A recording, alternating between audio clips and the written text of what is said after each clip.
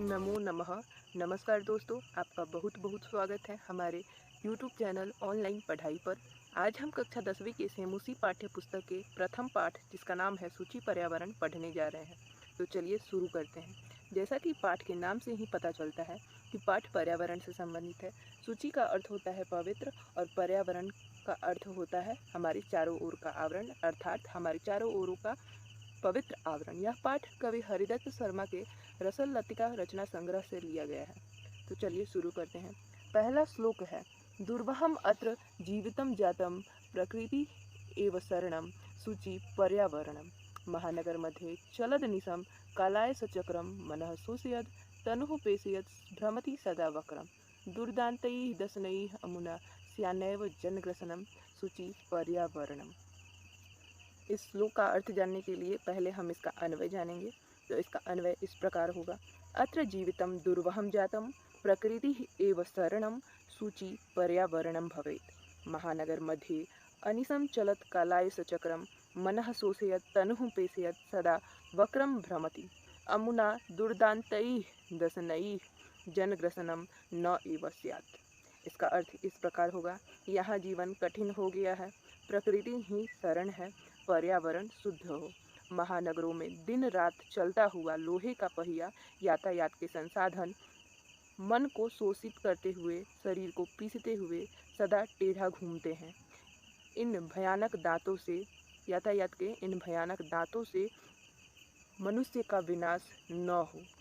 यानी कि कवि इस पूरे श्लोक में यह कहते हैं कि जो यातायात के संसाधन है उससे मनुष्य का विनाश न हो। दूसरा श्लोक है, कज्जल मलिनम धूमम मुंचति शतशकटीयानम वाष्पयानमाला संधावती वितरन्ति ध्वानम यानानाम पंक्तयो ही अनंताः कठिनम संसरणम। इसका अन्वय होगा, शतशकटीयानम कज्जल मलिनम धूमम मुंचति ध्वानम वितरन्ति वाष्पयानमाला संधावती ही यानानाम अनंता पंक्तयः संसरणम कठिनम। इसका अर्थ होगा, सैकड़ों मोटर गाड़ी काजल सा मलिन धुआं छोड़ती हैं, कोलाहल बिखेरती हुई रेलगाड़ी की पंक्तियां दौड़ती हैं, गाड़ियों की अनंत पंक्तियों में चलना कठिन है।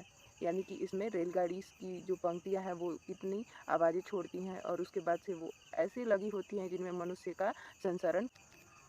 तीसरा श्लोक है, वायुमंडलम भृशम दूषितम न ही निर्मलम जलम कुत्सित वस्तु मिश्रितम भक्ष्यम समलम धरातलम करणीयम बहिर्अंतर्जगति तु बहुशुद्धिकरणम सूचि पर्यावरणम।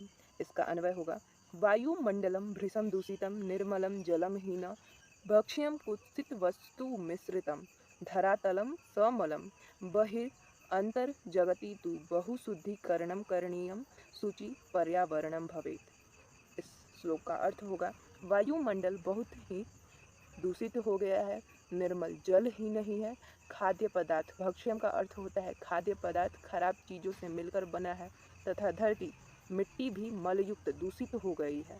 इस बाहरी अंतर जगत में तो बहुत कुछ शुद्धिकरण के योग्य है। यानी कि तीसरे श्लोक में कवि जो जो चीज़ें पर्यावरण में दूषित हुई हैं, प्रदूषित हुई हैं, उनका उदाहरण देते हैं।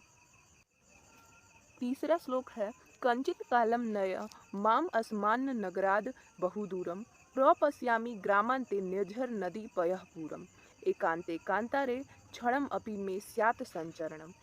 इस श्लोक का अन्वय होगा, अस्मात् नगरात् माम किंचित कालम बहुदूरम नय ग्रामांते पयः पूरम नदी निर्झर प्रपश्यामि एकांते कांतारे क्षणम अपि में संचरणम स्यात्। इस श्लोक का अर्थ होगा, इस नगर से मुझको कुछ समय के लिए बहुत दूर ले चलो। गांव की सीमा पर जल से भरा तालाब, नदी, झरने मैं देखूंगा। एकांत में, वन में क्षण भर के लिए भी मेरा घूमना यानी कि संचरण होवे। यानी कि चौथे श्लोक में कवि अपने महानगर से बहुत कहाँ से दूर जाना चाहते हैं, महानगर से बहुत ही दूर जाना चाहते हैं, गांव की सीमा पर जाना चाहते हैं जहां उन्हें प्रकृति से। पांचवा श्लोक है, हरित तरुणानाम ललित लतानाम माला रमणीया कुसुमावली समीर चालिता श्यामे वर्णीया नवमालिका रसालम मिलिता रुचिरम संगमनम सूचि पर्यावरणम। इसका अन्वय होगा, हरित तरुणानाम ललित लतानाम माला रमणीया समीर चालिता कुसुमावली मे वर्णीया स्यात् रसालम नवमालिका मिलिता रुचिरम संगमनम सूचि पर्यावरणम।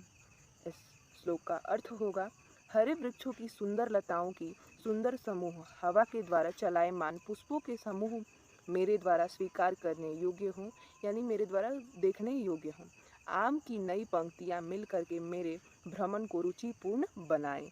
इस श्लोक में प्रकृति की शोभा का वर्णन करते हैं कवि। छठा श्लोक है, अई चल बंधु खगकुल कलरव गुंजित वन देशम पुर कलरव संभ्रमित जनेभ्यो धृत सुख संदेशम चाकचिक्य जालम नो कुर्यात जीवित रसहरणम सूचि पर्यावरणम। इसका अन्वय होगा, अई बंधु खगकुल कलरव गुंजित वन देशम चल पुर कलरव संभ्रमित जनेभ्यो धृत सुख संदेशम चाकचिक्य जालम जीवित रसहरणम न कुर्यात। इस श्लोक का अर्थ होगा, हे भाई, पक्षियों के समूह की आवाज से गुंजायमान वन प्रदेश में ले चलो। नगर की आवाज कोलाहल से परेशान लोगों के लिए धैर्य का सुख संदेश दो। नगरों की चकाचौंध द्वारा जीवन के रस का हरण न हो जाए। यानी कि इसमें कवि यहाँ से दूर जाकर कहाँ जाना चाहते हैं, वन में जहाँ पक्षियों के समूह हों आदि हों, और वो महानगरों के चाकचिक्य जालम यानी कि चकाचौंध की जिंदगी जो है उससे दूर जाना चाहते हैं, यानी कि वो नगर में नहीं रहना चाहते हैं।